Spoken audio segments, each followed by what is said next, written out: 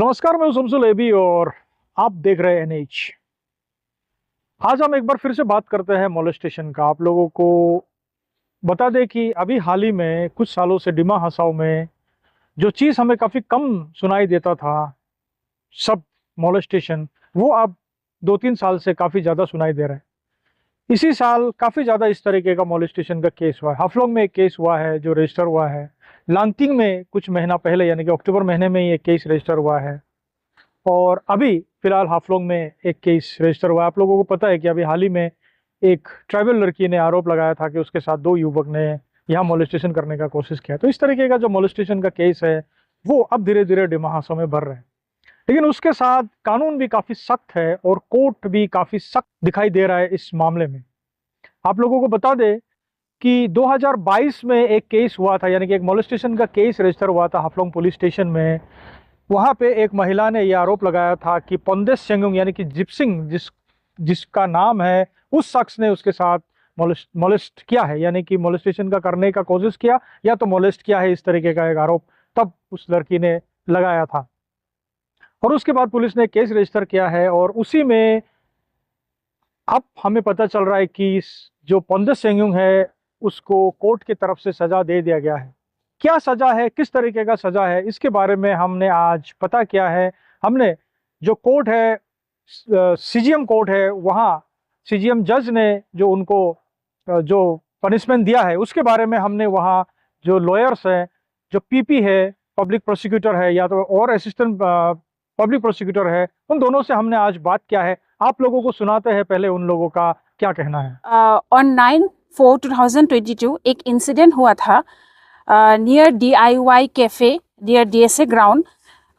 One victim, female victim, she was assaulted and she was assaulted by Pondes Sengyung Jipsing, and after that FIR was lodged on 26/22 as FIR number dated 11/4/2022 under section 354, 354A, 354D and 509 IPC against Jipsing Sengyung alias Pondes Sengyung. This case was investigated by SI Lakhinder Saikia.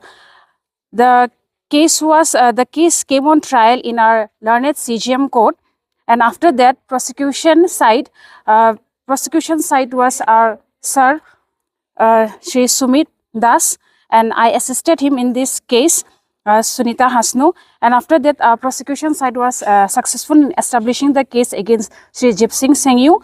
And after that, the judgment was declared on 18/11/2024, and he was convicted. Jipsing Sengyung was convicted in this case under section 354A and 509 IPC. In section 354A, he was given rigorous imprisonment for 3 years and a fine of rupees 10,000.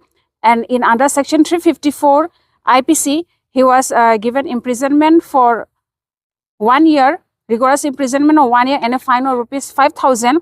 And in under section 509 IPC, he was given imprisonment, simple imprisonment for 6 months and a fine of rupees 5,000. Later, after 1 year or 1 month of the incident that happened with the victim, Jipsing Sengyung again went to the victim's father and threatened him to withdraw the case that was lodged by his daughter. Again, a case was registered under him against him by the victim's father on 4/5/2022 under Haflong PS FIR number 37/22, and the charge sheet was given against him under section 195A, 444, 447, 506 and 34 IPC. The prosecution was again successful in establishing the case against Jipsing Sengyung alias Pondes Sengyung, and he was given conviction and a punishment under section 447 IPC, simple imprisonment for 2 months and a fine of rupees 300. and under section 506 IPC, simple imprisonment for 6 months and a fine of rupees 10,000. The case in the prosecution side again, as additional PP, Shri Sumit Das was there, and I assisted him in this case, and this case was investigated by SI Bijan Kumar Sinha.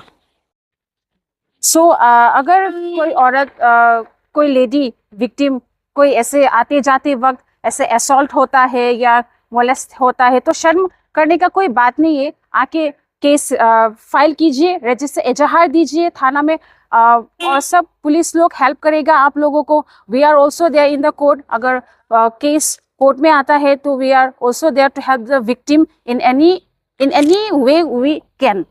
So please आप शर्म करने का कोई बात नहीं है, कोई सोचने का बात नहीं है कि हम औरत है, अगर हम लोग आके केस करेगा तो हम लोग को शर्म होगा, बदनाम होगा, ये सब सोचने का कोई बात नहीं है.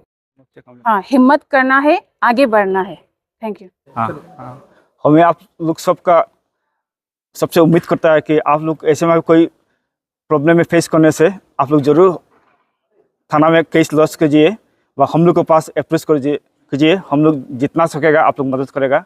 और आज जैसे आप लोग देखा है एक इसको पनिशमेंट हुआ, हम लोग उम्मीद करता है हर केस में ऐसे पनिशमेंट होगा.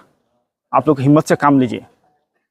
तो आप लोगों ने सुना यहाँ जो पीपी और असिस्टेंट पीपी है सीजीएम के, उन्होंने क्या कहा इस बारे में. विस्तार से उन्होंने बताया कि किस तरीके से किस किस मामले में कितने महीने का जेल उनको दे दिया गया है. लेकिन आप लोगों को बता दें कि पोंदे सेंगुंग अभी भी दरअसल खुला घूम रहा है, यानी कि 1 महीने का समय होता है जब किसी को कन्विक्ट किया जाता है और उसके बाद उसे ऊपर अपील करने के लिए उसको मौका मिलता है. यानी कि आप लोगों को बता दें कि पोंदे सेंगुंग पहले से ही जो बेल में था, इसीलिए अब वो अरेस्ट तो नहीं हुआ है, लेकिन आगे उन्होंने डिस्ट्रिक्ट कोर्ट में अपने तरफ से अपील कर दिया. अब देखना होगा कि पोंदे सेंगुंग को इस मामले में वहाँ से जो डिस्ट्रिक्ट कोर्ट है वहाँ से राहत मिलता है कि उनका जो ये सज़ा है वो बरकरार रहता है, या तो उसका सज़ा कम होता है या और ज़्यादा बढ़ता है. ये देखना होगा आने वाले दिनों में. लेकिन आप लोगों को बता दें कि इस तरीके का जो मोलेस्टेशन केस है ये डिमा हासाओ में पहले के समय काफ़ी रेयर था और अब ये धीरे धीरे करके बढ़ रहा है. इसलिए इस तरीके का जो भी है, जो लोग हैं, जो हमें जो देख रहे हैं, उन लोगों को ये समझना होगा कि डिमा हासाओ जहाँ पे लड़कियों के लिए काफ़ी सुरक्षित एक जगह माना जाता है, वहाँ के जो आबो हवा है उसको लोग बदनाम ना करें तो ही बेहतर होगा. इसी तरह आप लोग देखते रहने और याद रखिए कि हम ही है जो आपको हमेशा अपडेटेड और सटीक खबर देते रहते हैं. धन्यवाद.